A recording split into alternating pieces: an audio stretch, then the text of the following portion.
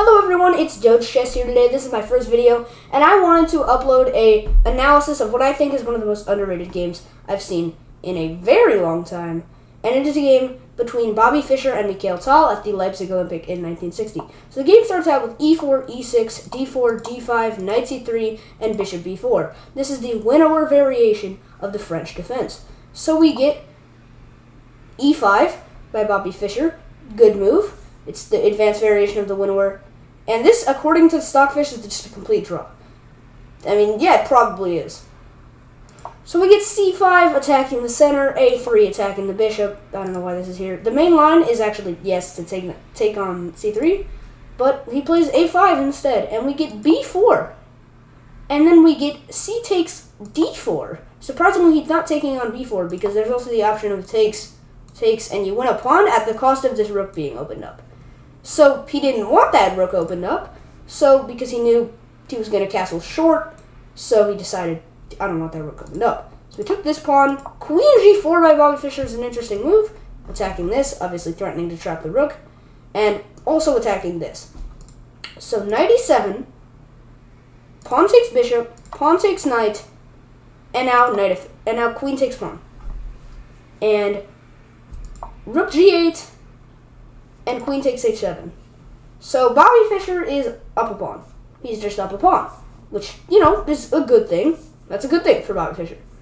And now we get the move knight to c6, developing the knight. Like, there's literally, what else can you say? I mean, he's going to win this pawn because there's literally no way to defend it. So Bobby Fischer being up a pawn does not matter that much. So we get knight f3, defending this pawn because he's also going for this, which is probably a better pawn to take. Queen c7, trying to win this pawn instead of caring about this pawn because this pawn isn't useful already. So now we get from Bobby Fischer pinning the knight, so now this attack doesn't work. But apparently it gives away all of his how does this... What? It's 1.4 and now it's plus 0.3.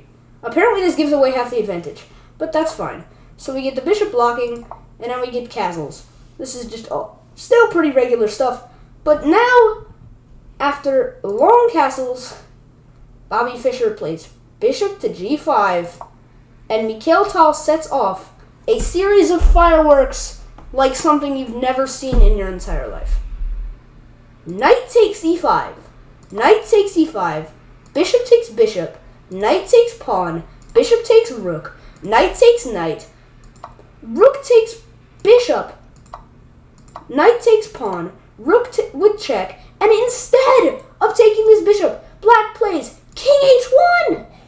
White plays king h1. What is king h1?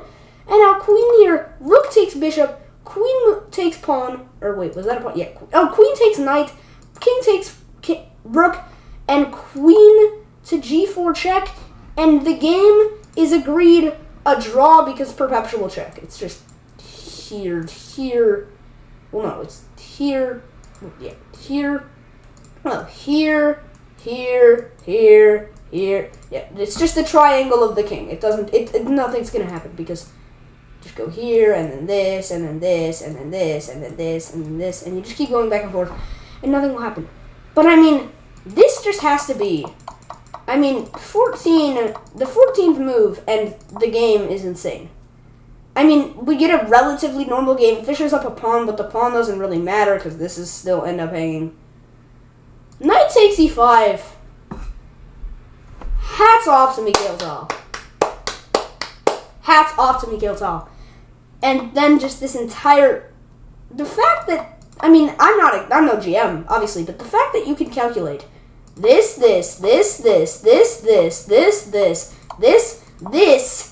King h1. How do you find king h1? This, and then the perpetual check. The fact that Mikhail calculated that whole thing is pure insanity. The fact, because one mistake in this combination.